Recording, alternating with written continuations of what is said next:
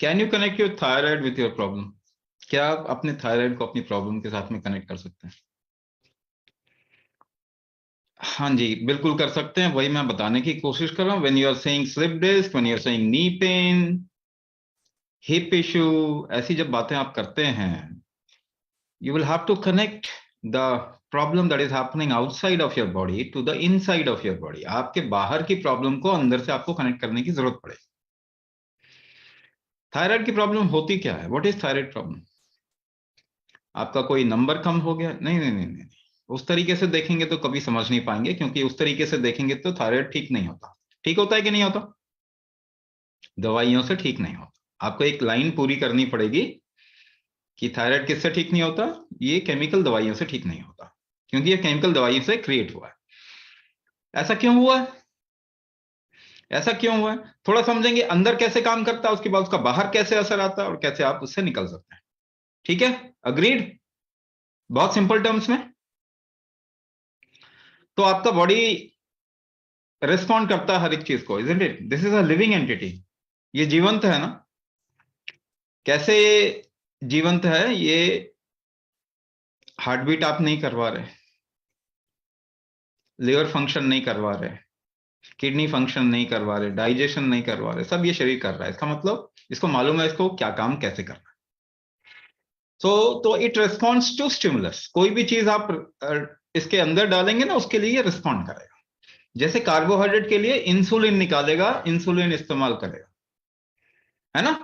This is how it responds. Protein बनाना होगा तो थायरोक्सिन का इस्तेमाल करेगा। ठीक है, प्रोटीन बनाना होगा तो थायरोक्सिन का इस्तेमाल करेगा। आप जो कुछ डालेंगे उसके लिए इसके अंदर एंजाइम्स, हार्मोन्स, इस तरीके की चीजें निकलती हैं और काम करती हैं।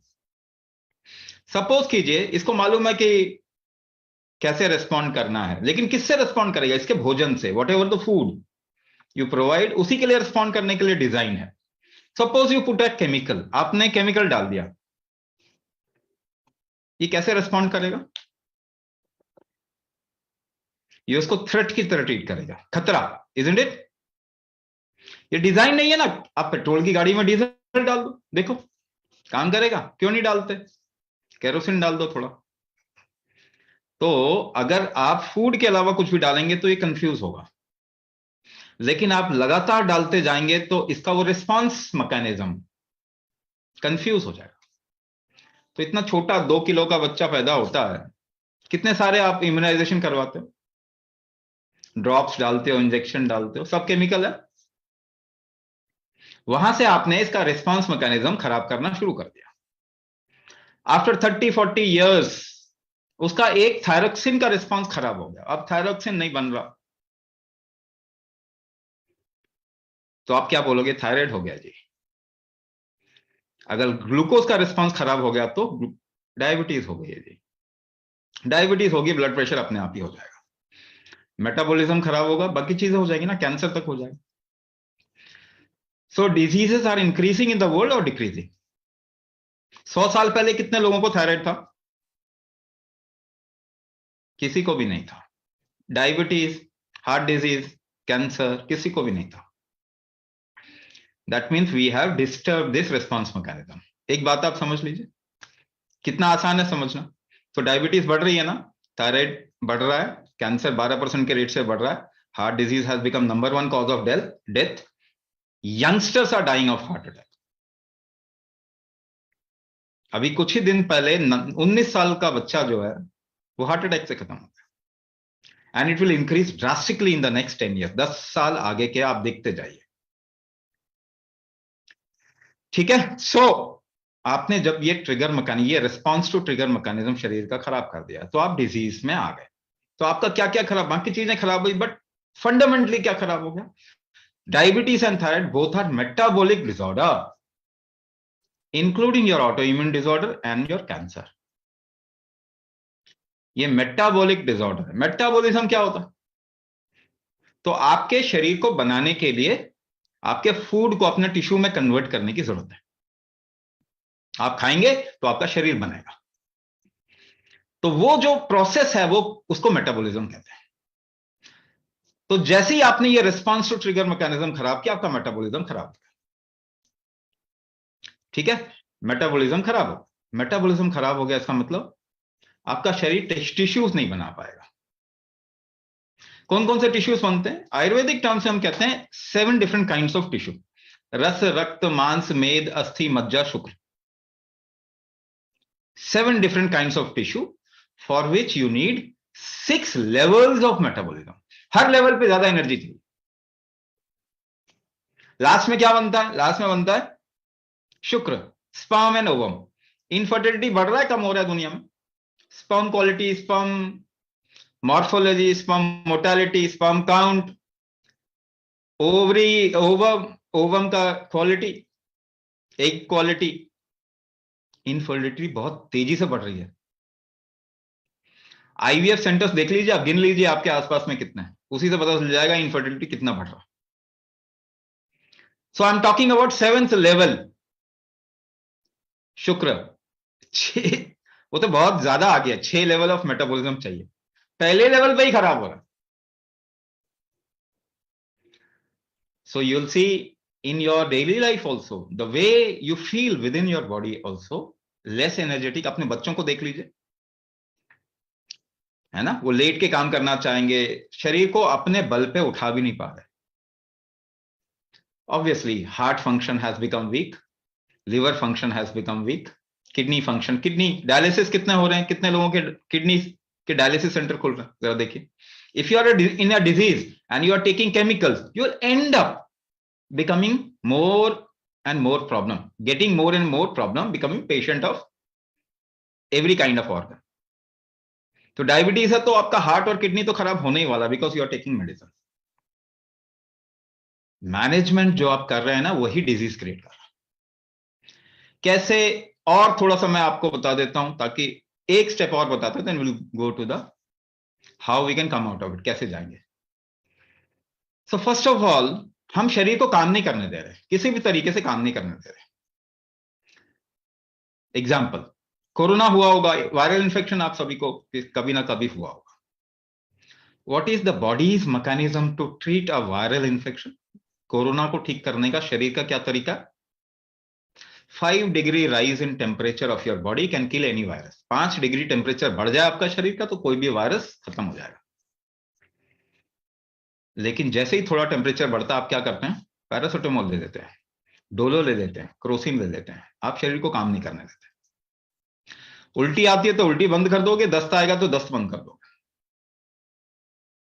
दर्द होगा तो आप ये नहीं देखेंगे क्यों दर्द हो रहा है, आप दर्द को ही खत्म कर देंगे। कोई गांव में एक रखवाला है, वो कहता है कि भाई कोई खतरा आएगा तो मैं चिल्लाऊंगा। आपने उसी को शूट कर दिया जो खतरा बताता है। दर्द तो आपको खतरा बताता है, डिफिकल्टी का मैसेंजर है दर्द। आप डिफिकल्टी ठीक करने की बजाय दर्द को ही मार देते हैं। ये सभी कर रहे हैं कि नहीं कर रहे हैं? तो आपने अपने शरीर को क्रिमिनल बना दिया। आप केमिकल बॉम्ब डालते हैं अपने शरीर में, आपका लिवर में प्रॉब्लम आता है। आप खरोंच लगा लो थोड़ा हाथ में, जलन होगा ना, this is called as inflammation. जो ज्वलनशीलता होती है उसको इन्फ्लेमेशन कहते हैं। थोड़ा घी लगा लो, ठीक हो जाएगा। आपका लिवर इन्फ्लेमेशन में है, वो थोड़ा फैट क्रिएट करता है अपने इन्फ्लेमेशन को कम करने के लिए। आप क्या कहते हो? Fatty liver. गलत कर दिया। आपका बॉडी रिस्क में है, वो कोर्टिसोल बनाना चाहता है, एंटी स्ट्रेस हार्मोन। कैसे बनाता है वो? रॉ मटेरियल क्या है? Cholesterol, triglyceride. तो कोलेस्ट्रॉल बढ़ाता है, ट्राइग्लिसराइड बढ़ाता है। आप कोई गोली खाकर उसको कम कर देते हो। Why you have made your body into a criminal and you call this science? और साइंस के नाम पे अपने शरीर को बर्बाद करना। आप फिरंगियों के चक्कर में पड़ गए हैं। निकलना तो कभी ना कभी पड़ेगा। फिरंगियों के चक्कर में पड़ गया। साइंस के नाम पे आपको कुछ भी करवा रहे हो। पहले गॉड के नाम पे करवा रहे थे, अब साइंस के नाम पे करवा रहे हो। एटीट्यूड तो एक ही है उनका। तो don't make your body into a criminal, let the body do it's work. ठीक है, तो अब आते हैं बात, हमने तो इसको वीक कर दिया, स्ट्रॉन्ग कैसे करेंगे? तो शरीर का काम करने का तरीका समझ जाते हैं।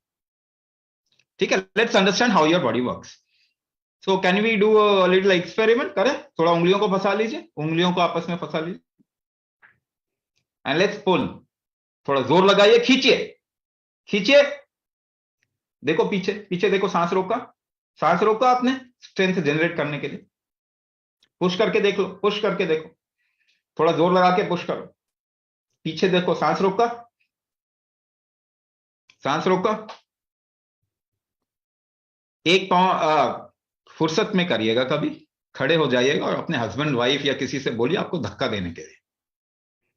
कैसे बचाएंगे अपने आप को? खड़ा रखेंगे कैसे? सांस रोक के।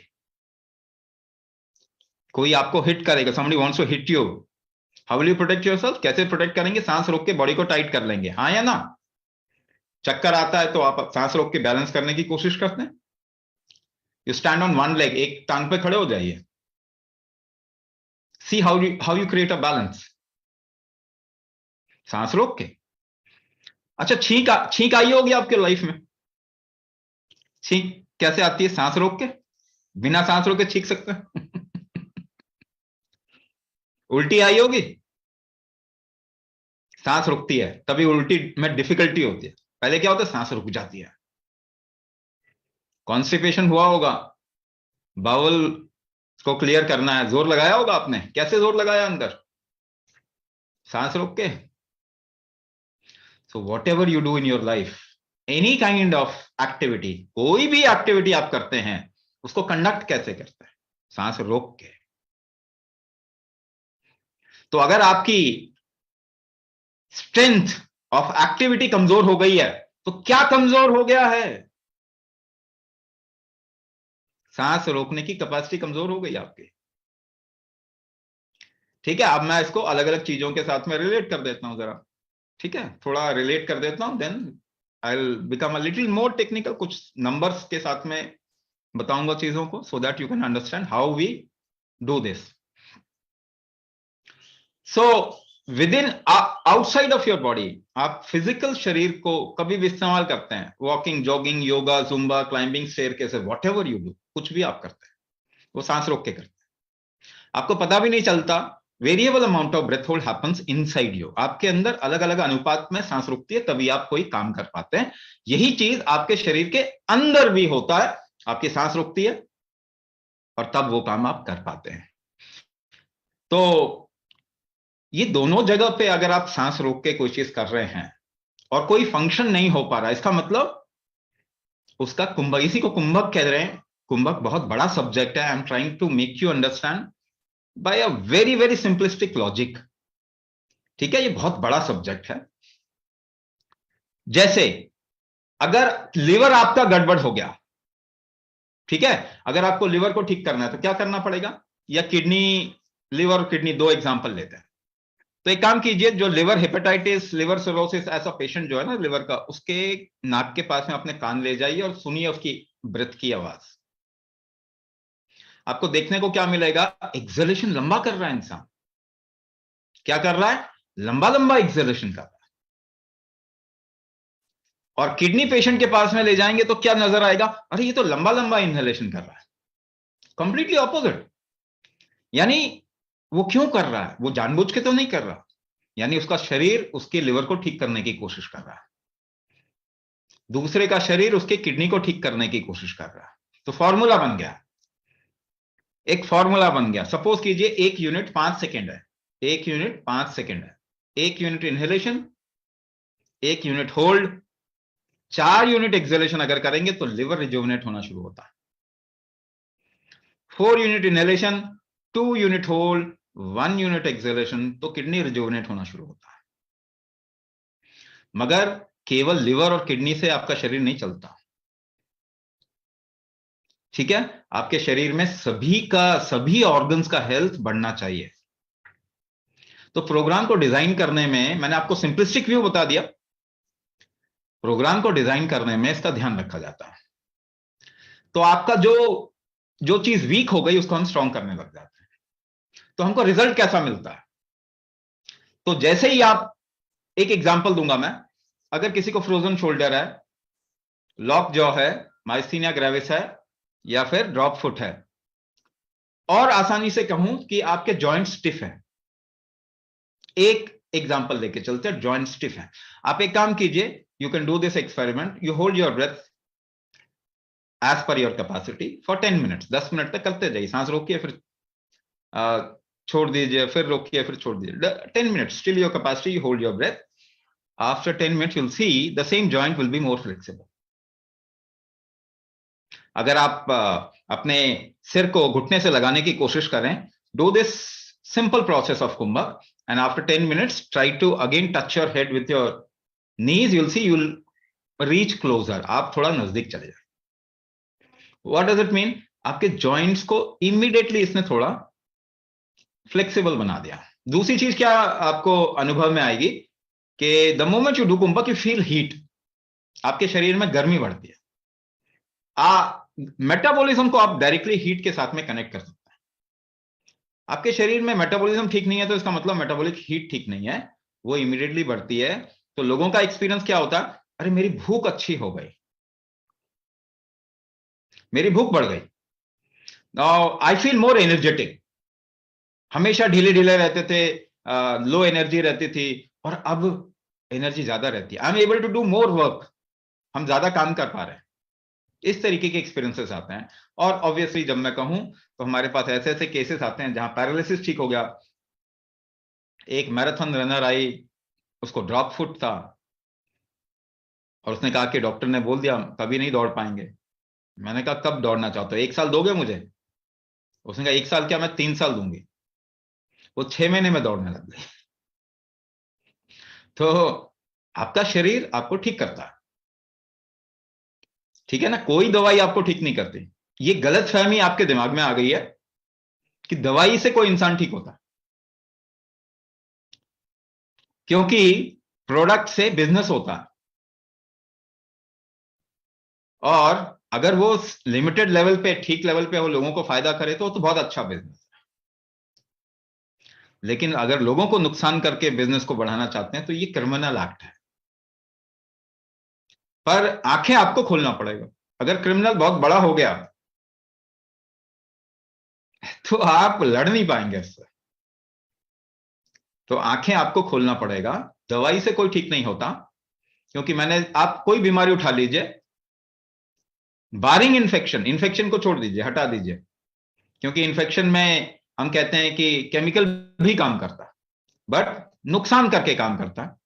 हमें दूसरे दवाइयां, हमारे नेचुरल दवाइयों को प्रमोट करना चाहिए था, मगर आयुर्वेद को प्रमोट करते तो भारत का फायदा होता, तो फरंगी को क्या फायदा होता?